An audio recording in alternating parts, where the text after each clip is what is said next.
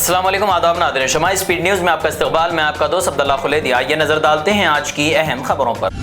روس اور شمالی کوریا مشرقی سرحد پر اپنے درمیان پہلی سڑک اور پل تعمیر کر رہے ہیں، جس سے دونوں ممالک کے درمیان زمینی رابطہ مزید مضبوط ہوگا۔ یہ پل روسی علاقے قاسان کے قریب دریائے تومن میں موجود ریلوے پل کے متوازی بنایا جا رہا ہے۔ روس اور شمالی کوریا کے درمیان سرحد صرف 17 کلومیٹر طویل ہے۔ نیا پل مستقبل میں صرف تجارتی سامان ہی نہیں بلکہ فوجی ساز و سامان کی نقل و حرکت کے لیے بھی استعمال ہو سکتا ہے۔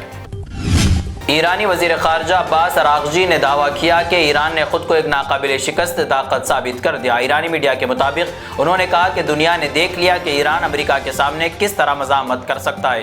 اراغچی کا کہنا تھا کہ جنگ کے آغاز میں امریکہ کی جانب سے ایران سے ہتھیار ڈالنے کا مطالبہ کیا گیا تھا، لیکن تقریباً 20 دن بعد مخالفین مذاکرات کے لیے تیار ہو گئے۔ ایرانی وزیر خارجہ نے اس صورتحال کو ایران کی بڑی کامیابی قرار دیا۔ ورنگل کے محمودہ بہتر روزگار کی امید میں مسقط پہنچی تھی، لیکن وہاں پہنچتے ہی ان کا پاسپورٹ اور موبائل فون ضبط کر لیا گیا۔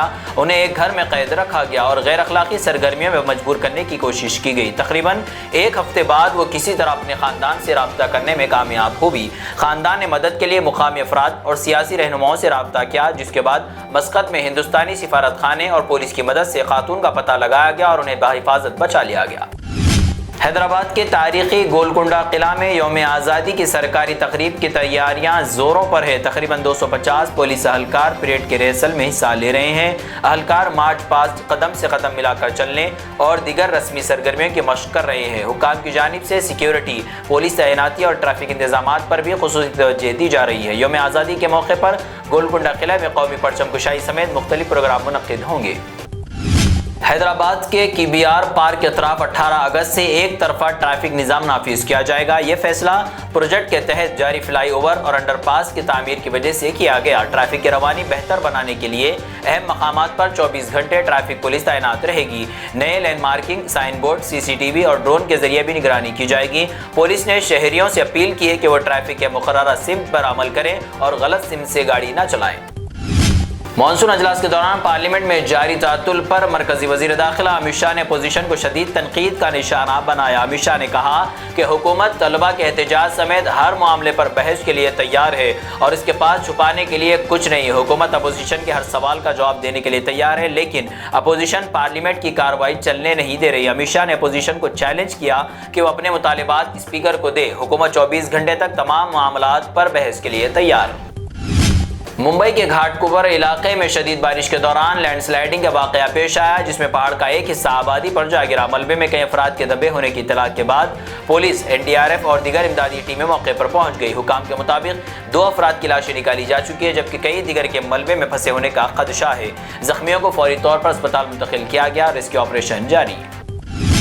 تلنگانہ میں فیملی رجسٹر سرٹیفکیٹ کو لے کر الیکشن کمیشن نے اہم وضاحت کی ہے۔ کمیشن کے مطابق می سیوا کے ذریعے جاری کیے جانے والے نئے فیملی رجسٹر سرٹیفکیٹس کو ووٹر رجسٹریشن یا جانچ کے لیے مستند دستاویزات نہیں مانا جائے گا۔ الیکشن کمیشن نے کہا کہ یہ سرٹیفکیٹس راشن کارڈ کے ڈیٹا کی بنیاد پر بغیر پیشگی فیلڈ تحقیقات کے جاری کیے جا رہے ہیں۔ کمیشن نے واضح کیا کہ راشن کارڈ شہریت کا قطعی ثبوت نہیں ہے، اس لیے اسے ووٹر لسٹ کی تصدیق کے لیے حتمی دستاویزات نہیں سمجھا جا سکتا۔ شادی کے صرف 3 مہینے بعد نوجوان کی موت سے خاندان میں غم کی لہر دوڑ گئی۔ تلنگانہ کے جگتیال سے روزگار کے لیے مالٹا جانے والے 27 سالہ نوجوان عبد المجاہد محمد کی سڑک حادثے میں موت ہو گئی۔ بتایا گیا کہ وہ ایک کمپنی میں جاب کر رہا تھا اور کار میں سفر کر رہے تھے کہ ایک ٹرک نے اس کی کار کو ٹکر مار دی۔ حادثے میں موقع پر ہی جاں بحق ہو گیا۔ خاندانی ذرائع کے مطابق عبد المجاہد تقریباً 1.5 سال پہلے روزگار کے لیے یورپ گیا تھا اور 3 مہینے پہلے وطن واپس آ کر شادی کرنے کے بعد دوبارہ مالٹا گیا تھا۔ اتراکھنڈ کے وزیر اعلیٰ پشکر سنگھ دھامی نے دہرادون میں ہر گھر ترنگا یاترا میں شرکت کی۔ ہزاروں شہریوں کے ساتھ گاندھی پارک سے کلاک ٹاور تک پیدل ترنگا یاترا نکالی۔ وزیر اعلیٰ نے عوامی سے یوم آزادی کے موقع پر اپنے گھروں میں ترنگا لہرانے کی اپیل کی۔ انہوں نے ملک کی ترقی، خود کفالت اور دفاعی شعبے میں ہندوستان کی پیش رفت کا بھی ذکر کیا۔ حیدرآباد میں لال دروازہ بونالو فیسٹیول کے دوران پولیس نے جرائم کی روک تھام کے لیے بڑے پیمانے پر کارروائی کی۔ سینٹرل کرائم اسٹیشن کی خصوصی ٹیموں نے 9 اور 10 اگست کو 116 مشتبہ افراد کو حراست میں لیا۔ پولیس کے مطابق ان میں سے 8 افراد کا سابقہ مجرمانہ ریکارڈ بھی سامنے آیا، جنہیں مزید کارروائی کے لیے متعلقہ پولیس اسٹیشن منتقل کیا گیا۔ پولیس کا کہنا ہے کہ تہوار کے دوران سیل فون چوری اور چین چھیننے کا کوئی واقعہ درج نہیں ہوا۔ नोएडा वर्कर्स मूवमेंट से वाबस्ता कारकुनों की गिरफ्तारी के खिलाफ हैदराबाद में एहतजाज किया गया। कारकुनों और शहरियों ने पार्क में मुजाहरा करते हुए गिरफ्तार अफराद की रिहाई का मुतालिबा किया। एहतजाज करने वालों का इल्जाम है कि कारकुनों को उनके हुकूक के लिए आवाज़ उठाने पर निशाना बनाया गया। मुजाहिरीन ने बताया कि मजदूर अपनी माहाना उजरत 9,000 से बढ़ाकर 20,000 रुपये करने का मुतालिबा कर रहे थे। एहतजाज में गिरफ्तार अफराद पर दर्ज मुकदमात वापस लेने का भी मुतालिबा किया गया। तेलंगाना के वजीर आला रेवंत रेड्डी के बैरून मुल्क दौरे के प्रोग्राम में तब्दीली मुतवक्के है। इत्तलात के मुताबिक पहले 4 ममालिक का दौरा तय था, लेकिन अब 19 से 28 अगस्त तक बरतानिया, अमेरिका और मुत्तहदा अरब इमारात के दौरे का मनसूबा बनाया जा रहा है। लंदन में शहरी तरक्की के माहिरीन से मुलाकात और मूसा नदी तरक्याती मनसूबे के लिए ताउन हासिल करने पर तवज्जो दी जाएगी। अमेरिका में वजीर आला मुख्तलिफ शहरों में सन्नतकारों और गैर मुकीम हिंदुस्तानियों से मुलाकात करेंगे, जबकि दुबई में भी मुख्तलिफ प्रोग्रामों में शिरकत मुतवक्के है। तेलंगाना में सरकारी स्कूलों की तादाद में कमी के हवाले के अदाद शुमार सामने आए। रिपोर्ट के मुताबिक 2025-26 के दौरान रियासत में 1970 के करीब सरकारी स्कूल कम हुए, जबकि इसी अरसे से 771 नए खानगी स्कूल कायम हुए। गुज़िश्ता 10 बरसों में रियासत में प्राइवेट स्कूलों की तादाद में भी नुमाया इजाफा बताया गया। रिपोर्ट के मुताबिक रियासत के तकरीबन 64.5% तलबा प्राइवेट स्कूलों में ज़ेर तालीम है। सरकारी स्कूलों में दाखिलों में कमी को भी इस सूरत हाल की एक बड़ी वजह करार दिया गया।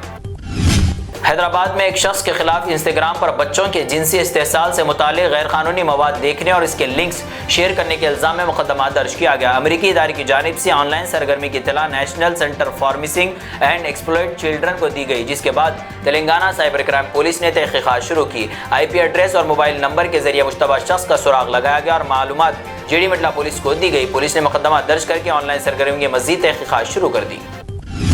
महकमे मौसमियत ने मुल्क के कई हिस्सों में आइंदा 2 हफ्तों के दौरान बारिश में कमी का इम्कान जाहिर किया। मुल्क भर में तकरीबन 12% कम बारिश होने का खदशा जाहिर किया गया। बारिश में कमी के साथ दिन के दर्जे हरारत में इजाफे का भी इम्कान है, जिससे ज़रूरी शोबे पर असर पड़ने का खदशा है। कम बारिश की सूरत हाल पहले ही किसानों के लिए तशवीश का वजह बन रही है।